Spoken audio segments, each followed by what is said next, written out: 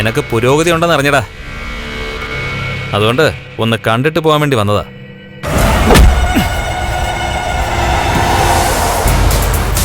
നീ ഉടനെ എഴുന്നേറ്റ് നടക്കുന്നാ തോമസ് സാറ് പറഞ്ഞത്. അങ്ങനെ നടക്കുമ്പോ അത് നല്ല നടപ്പായിരിക്കണം. നടത്തം തെറ്റിപ്പോയാ നിന്റെ നെഞ്ച് തുരക്കും ഞാൻ.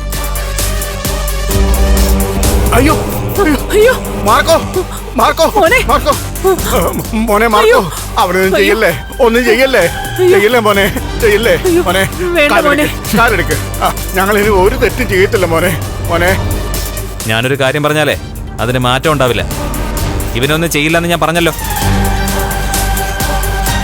പിന്നെ നിങ്ങളുടെ അടുത്തൊക്കെ സംസാരിച്ചതുപോലെ ഇവനോട് ഞാൻ പറയേണ്ടത് പറഞ്ഞിട്ടുണ്ട്. അതിനെന്തെങ്കിലും വ്യത്യാസം വന്നാ ഇവന്റെ ചങ്ക് തുറന്നിട്ട് വെട്ടി കണ്ടിച്ച് രണ്ടിന്റെ മുന്നിലിട്ട് തരും ഞാൻ. കുറെ മാസങ്ങളായിട്ട് ഇതേ കിടപ്പ് കിടക്കുകയല്ലേ മോനെ. അതുകൊണ്ട് ഇനി അവൻ പഴയതുപോലെ ആരും ഒന്നും ചെയ്യത്തില്ല. കണ്ണൻ സാറിനും മഹാലക്ഷ്മിക്കും ഇപ്പൊ ഒരു കുഞ്ഞുണ്ട്. ഓ ഓ, ആ 3 പേർക്കും ഇവനെ കൊണ്ടൊരു ശല്യം ഉണ്ടാവരുത്. ഉണ്ടാവില്ല മാർക്കോ. അതുപോലെ തന്നെ ഇവൻ കല്യാണം കഴിച്ചുകൊണ്ട് വന്നിട്ട് ഇവിടെ ഇട്ട് വട്ടം കറക്കിയ മഞ്ജുവിനെ ഇന്ന് സ്നേഹിക്കാൻ അറിയാവുന്ന സാഗറിനെ പോലൊരു ചെറുപ്പക്കാരനാ പോറ്റുന്നത്. അവരുടെ മേലുള്ള നോട്ടവും വേണ്ടാന്ന് അച്ഛനും അമ്മയും മോനോട് പറഞ്ഞേക്ക്. ഓ ഓ, നോട്ടം തെറ്റിയ അവിടെ നീ പുകയായെന്ന് കൂട്ടിക്കോ. അതൊക്കെ ഇവന് നന്നായിട്ട് അറിയാം മോനെ.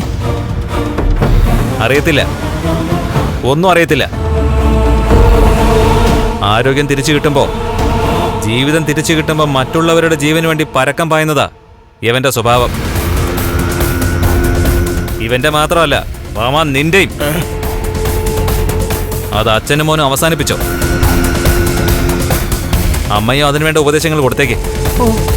നിനക്കും പ്രതാപനും നിന്റെ ഈ മോനും ഒക്കെ ആയുസ് തിരിച്ചു തന്നിട്ടേ ഞാനിതുവരെ വിട്ടിട്ടുള്ളൂ. ഇനി പക്ഷെ അങ്ങനെ ആയിരിക്കില്ല.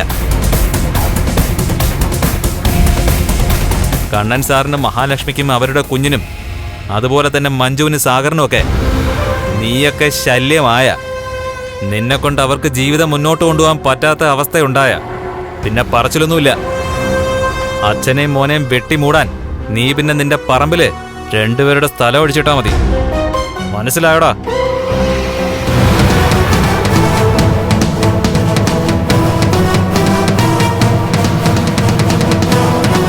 അയ്യോ, എന്റെ മോൾ അവിടെ ഒറ്റയ്ക്കാ. ഇനി അവളെ അവൻ വല്ലതും ചെയ്യുമോ എന്തോ. അവൻ അങ്ങനെ പെൺകുട്ടികളെ ഒന്നും ചെയ്യില്ല.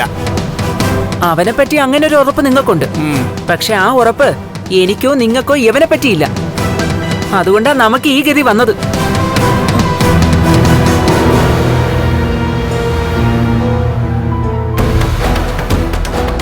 മോനെ മേഘ, അവൻ പറഞ്ഞതൊക്കെ കേട്ടല്ലോ. ആ പറച്ചില് കാലം എന്ന് പറയുന്ന പോലെയാ. അത് നീ മനസ്സിൽ വെച്ചോ.